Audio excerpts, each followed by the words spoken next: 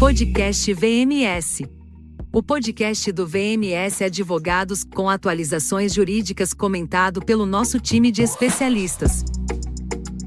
Olá, sejam bem-vindos ao podcast do VMS Advogados. Eu sou Stephanie Aurélio, jornalista e coordenadora de comunicação e marketing no escritório Veríssimo Moreira e Simas Advogados. Hoje, o nosso podcast é sobre uma determinação do STJ sobre a competência da Justiça Civil na relativização dos contratos de trabalho. Então, para falar sobre esse tema e esclarecer tudo sobre ele, eu trouxe aqui mais uma vez a doutora Patrícia Musi e a estreante Stephanie Linhares. Prazer, meninas, por recebê-las. Stephanie, prazer é nosso, agradeço a oportunidade. Com certeza, é uma honra estar aqui de novo, né? Tô ficando mal acostumada, acho que daqui a pouco vou começar a ser abordada por fãs na rua, né? Então, assim, obrigada, é um prazer. A doutora Patrícia Musi é advogada especialista em governança, riscos, compliance e controles, coordenadora da consultoria trabalhista no VMS Advogados, é membro da oficina de estudos avançados, as interfaces entre processo civil e processo do trabalho, IPCPT, e coordenadora do projeto Jovem Advocacia Trabalhista da OAB de Minas Gerais. A doutora Stephanie Linhares é advogada especialista em direito privado, coordenadora do contencioso empresarial do VMS, possui extensão em gestão de pessoas com ênfase em liderança pela Fundação Getúlio Vargas e é mestre e doutoranda em Direito da Universidade Federal de Minas Gerais, a UFMG. Então, preparadas para esse bate-papo hoje? O tema é polêmico, né? O tema é polêmico. O tema é polêmico. Tudo começa nessa decisão, né, do STJ em fevereiro deste ano, 2024, então super recente. Já transitou em julgado agora em março, então não cabe mais recurso.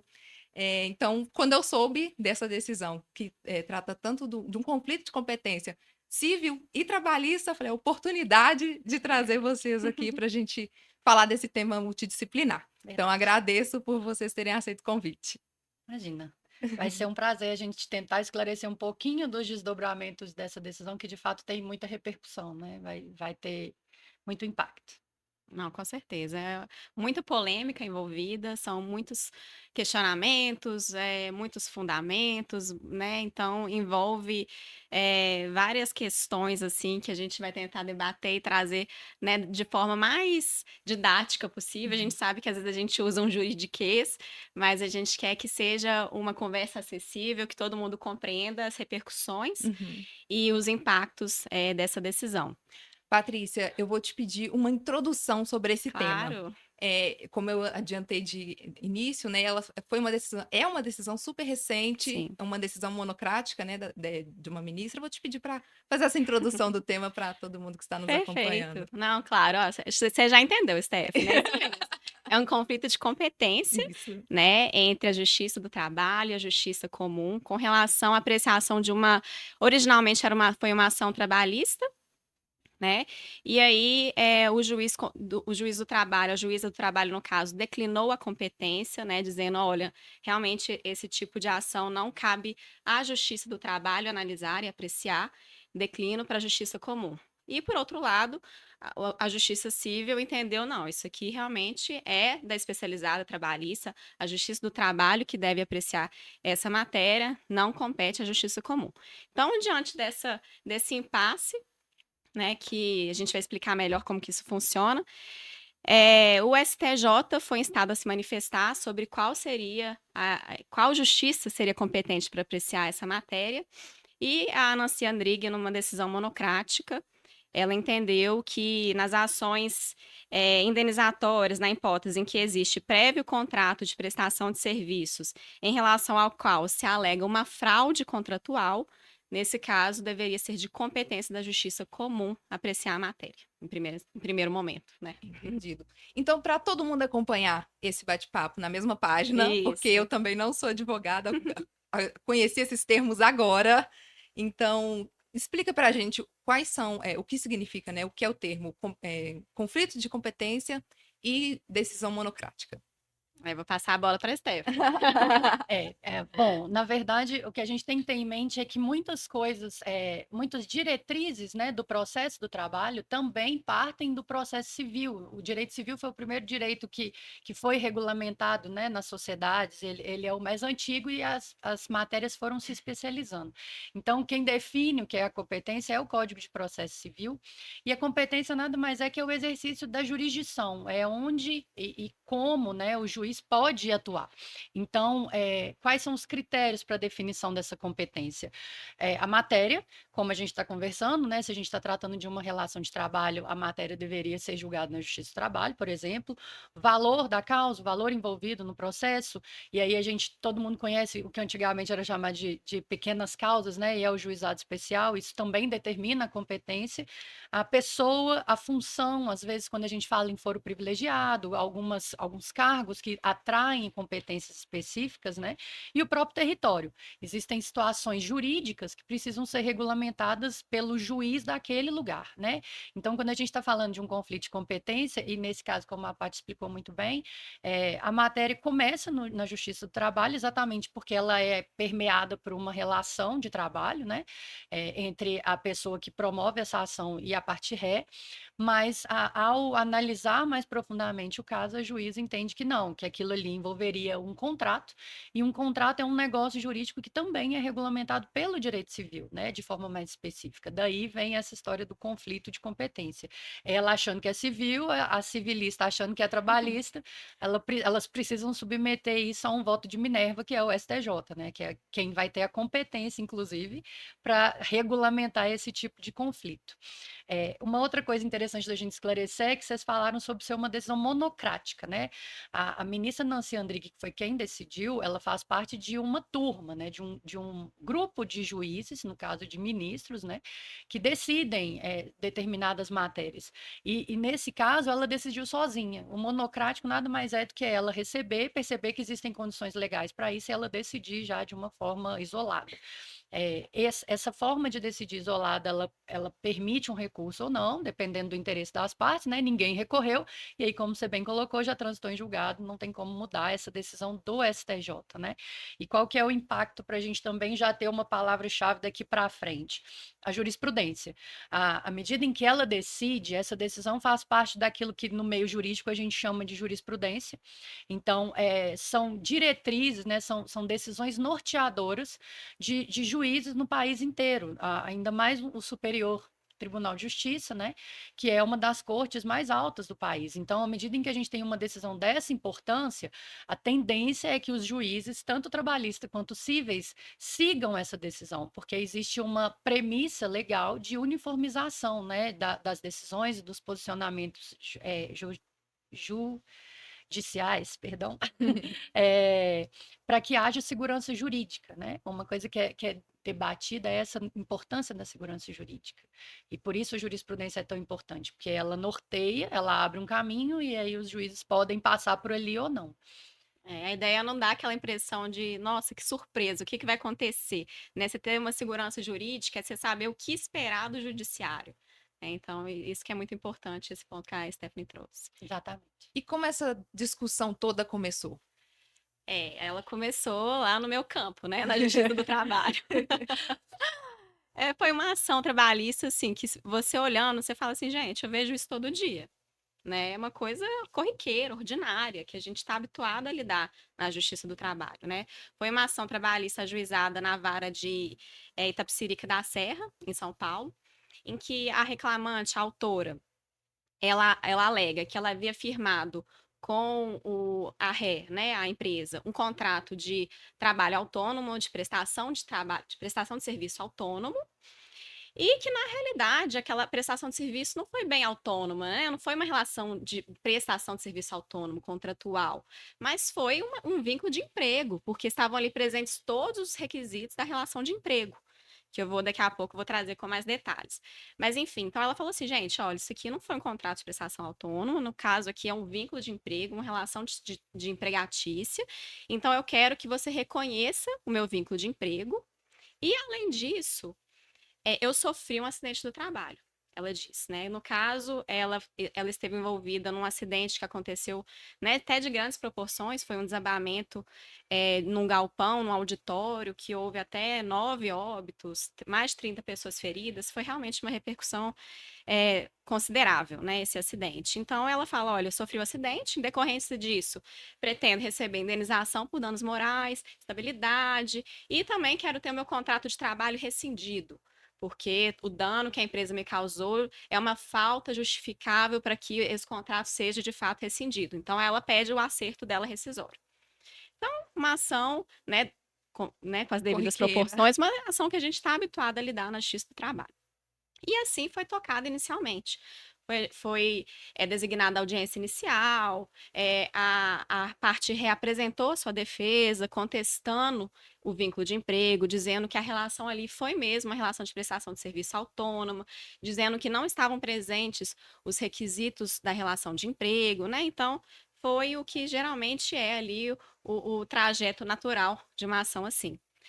E aí, no decorrer do processo, a juíza até fez um saneamento ali para trazer algumas provas mais técnicas, trouxe a questão da apreciação técnica de como aconteceu o acidente, todas as investigações envolvendo. Então, até então, estava correndo o curso natural. E aí, de repente, teve o chamamento do feito à ordem, que basicamente é quando o juiz fala assim: opa, peraí, tem um negócio aqui que tá legal não, tem que resolver uma coisa agora. Vamos parar onde tá, que eu preciso dar uma decisão importante. E aí, nesse chamamento do feito à ordem, ela trouxe exatamente essa questão da competência da Justiça do Trabalho para apreciar aquela ação. Então, assim, em âmbito geral, vou tentar sintetizar, porque é uma decisão até um pouco extensa, que ela trouxe, sim, vários fundamentos, mas de forma objetiva. O que ela falou? Ela falou assim, olha, as recentes decisões do STF, elas vêm trazendo uma preocupação com relação a validar a, a parte negocial, né, entre os sujeitos daquela relação jurídica. Então, ela menciona, num primeiro momento, o tema 725 do STF, que é um tema muito importante, que teve uma repercussão gigante na Justiça do Trabalho, que é justamente aquele tema que disse que seria lícita a terceirização, mesmo se a terceirização envolvesse atividades fins do tomador de serviço. Então, contextualizando, terceirização é aquela relação triangular que tem o tomador de serviço, o prestador de serviço e o trabalhador. O trabalhador tem um vínculo de emprego com o prestador de serviço. O prestador de serviço tem uma relação contratual civil com o tomador de serviço. E o trabalhador, ele presta o serviço, ele entrega o labor ao tomador de serviço. Então, aqui tem um triângulozinho. Mas a relação de emprego está aqui entre o trabalhador e o prestador de serviço. E aqui está só a execução da mão de obra e uma relação comercial. Então, o STF falou assim, olha, independentemente do objeto social das pessoas jurídicas envolvidas, essa relação é válida. Não tem nada na Constituição que veda esse tipo de relação contratual, essa prestação de serviço. E daí, então, assim, num primeiro momento, o impacto direto foi nas ações trabalhistas que envolviam essa questão de, não, essa terceirização é ilícita porque ela envolve a atividade fim da empresa, né? Que é assim, se você é uma empresa de engenharia, você não pode terceirizar um engenheiro. Você não pode terceirizar alguma coisa que é vinculada à execução de uma obra, mas você pode terceirizar a vigilância, você pode terceirizar a limpeza, que são atividades meio. Então, tudo girava nesses contornos. Depois dessa decisão, caiu por terra, né? Então, a gente já não vê mais esse tipo de ação na Justiça do Trabalho, muito pouco. E aí, por enquanto, no primeiro momento, foram essas repercussões da decisão, na relação de terceirização. Mas, num segundo momento, como a gente até vinha conversando antes, essa decisão começou a trazer contornos mais extensivos.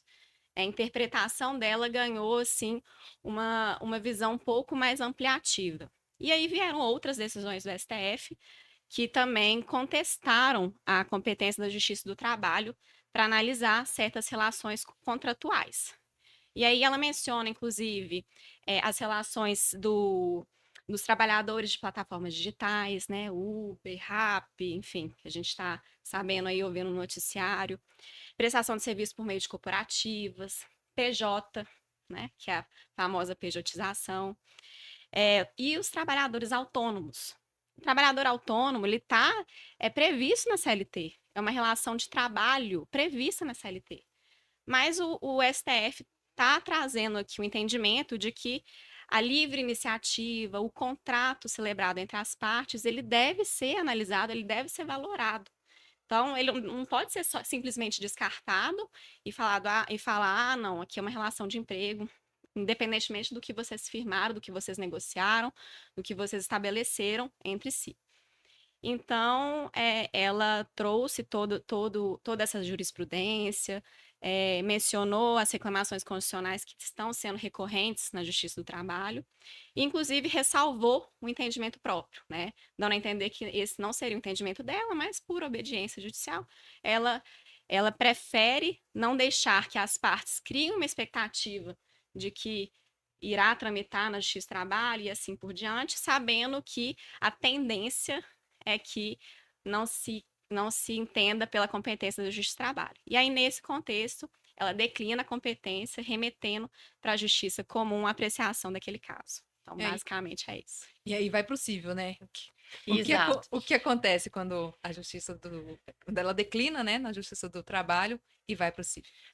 Como a Paty bem explicou, né, ela fundamenta que antes de analisar qualquer repercussão relacionada à relação de trabalho, a gente precisaria entender a validade ou não daquele contrato que foi firmado entre as partes, né? Porque senão você estaria passando por cima de uma relação que foi devidamente regulamentada, registrada pelo contrato de prestação daquele serviço, né? Então, ela manda esse processo inteiro, com todas as provas, tudo que ele já tinha sido construído ao longo do tempo, para uma juíza civil no Tribunal de Justiça Estadual. Coincidentemente, é a segunda vara cível de Itapecerica da Serra, era a segunda vara do trabalho de Itapecerica da Serra. E aí a juíza, a princípio, recebe aquele processo, ela reconhece a competência dela, mas não passa um intervalo nem de 2 semanas quando ela reanalisa mais profundamente aquele caso. E aí, mais uma vez, a gente passa pelo pera lá. Isso aqui não é exatamente o que eu tinha achado que era, porque a ação ela é denominada como uma ação indenizatória e regularmente a indenização decorre de uma responsabilidade civil, né? Como a Paty trouxe, né? É uma matéria muito recorrente no âmbito civil. Então eu acredito que ela correu o olho naquilo, viu que era indenizatório, pensou, é aqui mesmo, reconheço a competência, mas à medida em que ela aprofunda os desdobramentos daquele pedido e a densidade daquilo que estava sendo discutido ali, ela fala, não, existiu uma emenda constitucional, 45 de 2004, que regulamentou de forma mais clara o que é competência de fato da Justiça do Trabalho, né?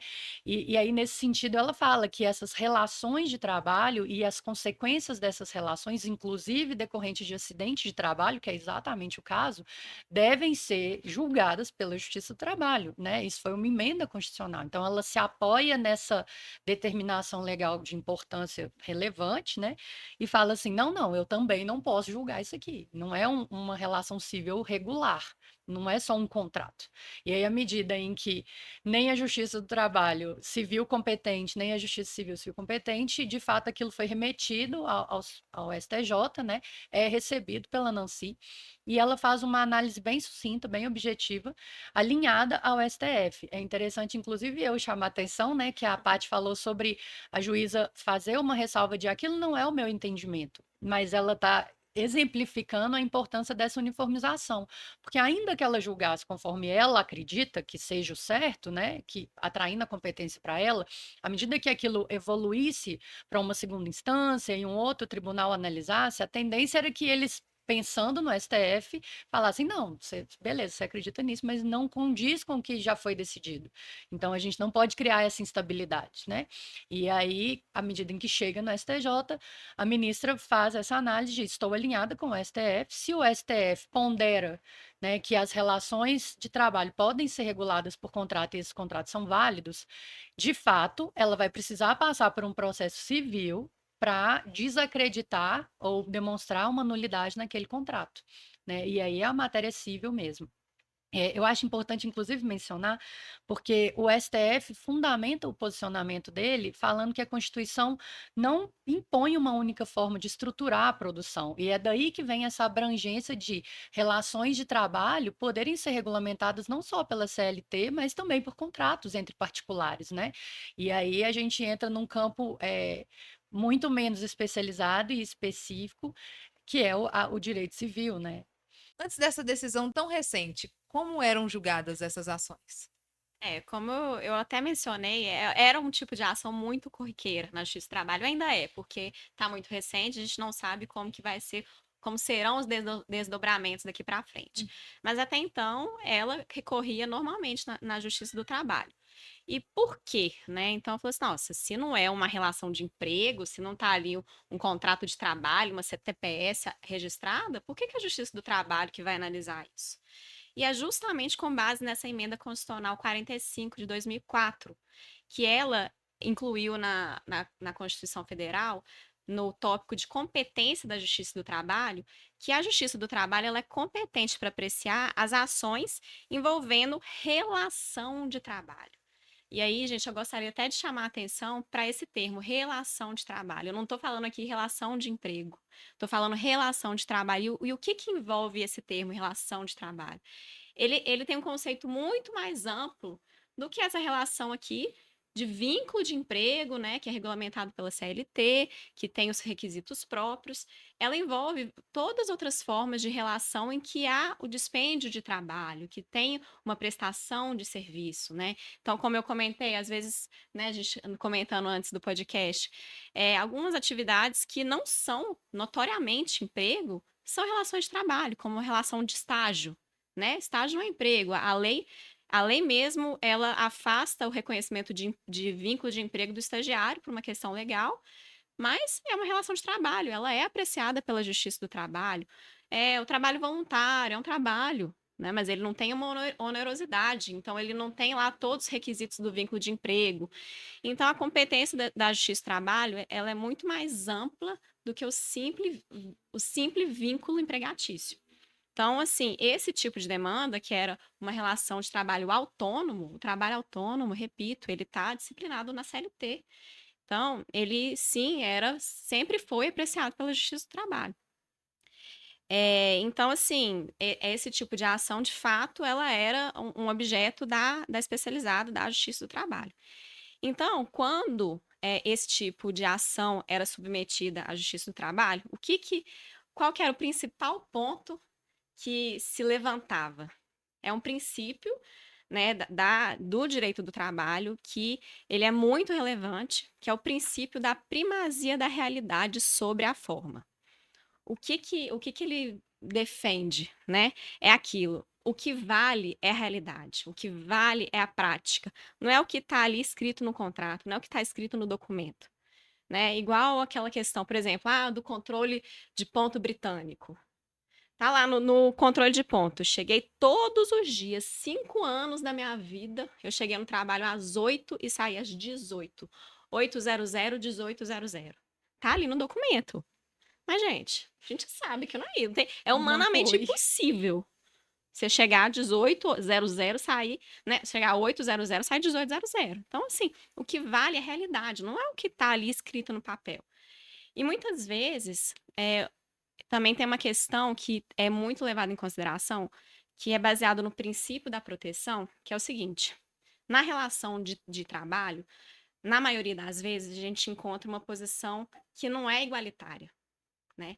É a questão da hipossuficiência. O trabalhador geralmente está numa relação negocial desvantajosa em relação ao empregador, né? Então, ele fica numa posição que ele está submetido a questões que às vezes ele nem tem ciência de que ele está se submetendo.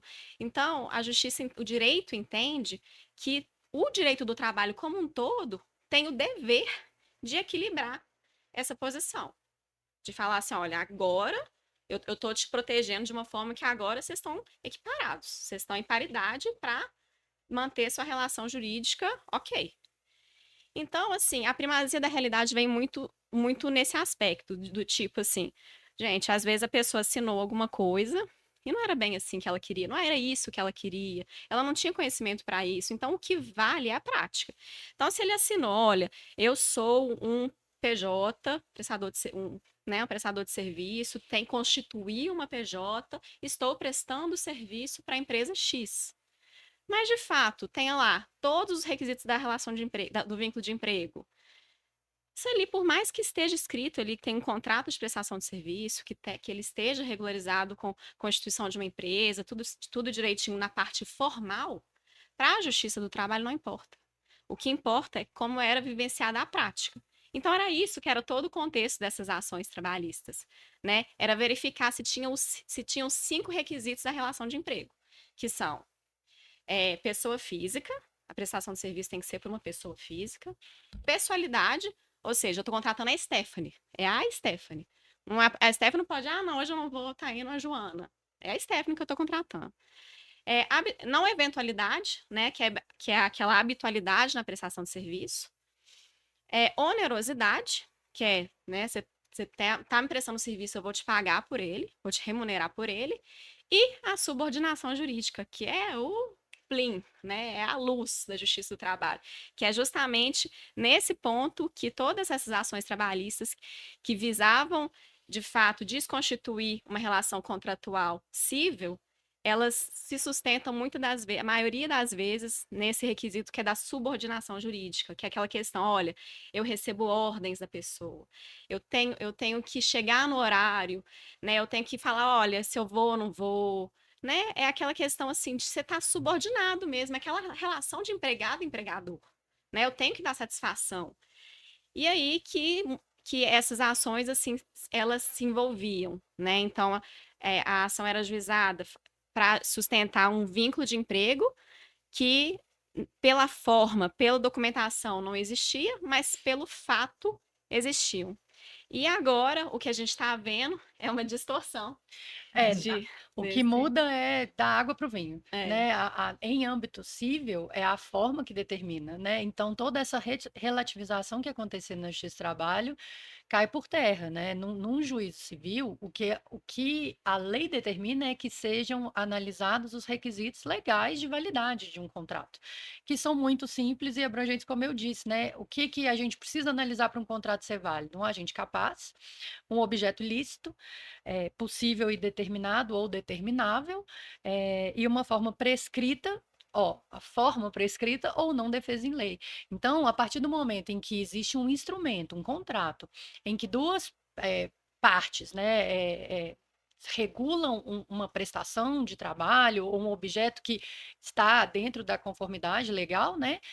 Sendo os dois capazes, o objeto sendo lícito, está determinado ali, vai ser aquela prestação de serviço e a forma está obedecendo a forma prescrita em lei, ou não existia uma forma quadradinha, precisa ter A, B e C, e eles têm liberdade de contratação, aquele contrato é válido.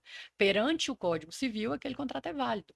E aí a gente passa para um campo de possibilidade de anulação daquele contrato. E em esfera civil, como a parte também destacou, não existe essa presunção de hipossuficiência, né? Nós estamos tratando de duas partes que são equivalentes, iguais e tiveram condições de contratar entre si, como eu e você firmarmos um contrato, né? Então, isso muda tudo, né? Muda a perspectiva probatória, o quanto a pessoa vai precisar de fato se esforçar, porque inclusive isso, né? Existe uma prerrogativa na Justiça do Trabalho que desloca a obrigação de algumas provas para o empregador, né, ou para a parte que está sendo demandada. Na Justiça Civil, em regra, existem exceções também, mas em regra, quem alega precisa demonstrar.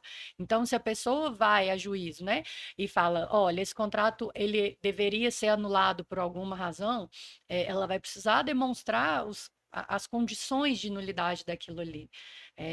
Diferenciando, né? Só para que também isso fique claro.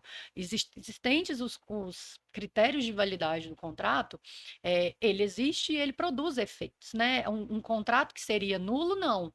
Então, vamos supor, esse contrato da relação de trabalho foi firmado por um menor incapaz. Aí sim a gente tem uma condição que o contrato já nasceu morto, né? Ele já falta um requisito essencial para aquela validade.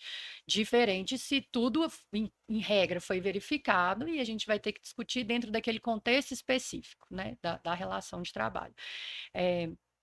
Então, para onde que a gente vai, eu acredito, né? A gente vai para uma diminuição, mais uma diminuição da Justiça do Trabalho, de demandas perante a Justiça do Trabalho. Quem ainda entender que tem elementos suficientes para brigar, vai precisar recorrer à Justiça Civil. Então, em poucas palavras, né? Eu firmei um contrato de trabalho, que não é uma relação regular de emprego ainda que tenha as condições que a parte sinalizou.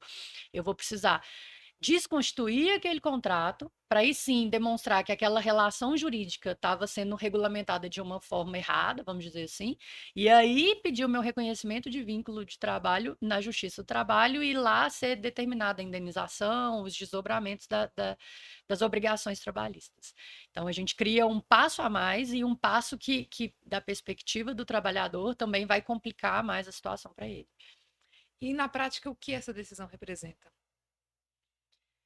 Vai representar isso, né? Ela representa, bom, em princípio, vamos ver lados positivos e negativos, né?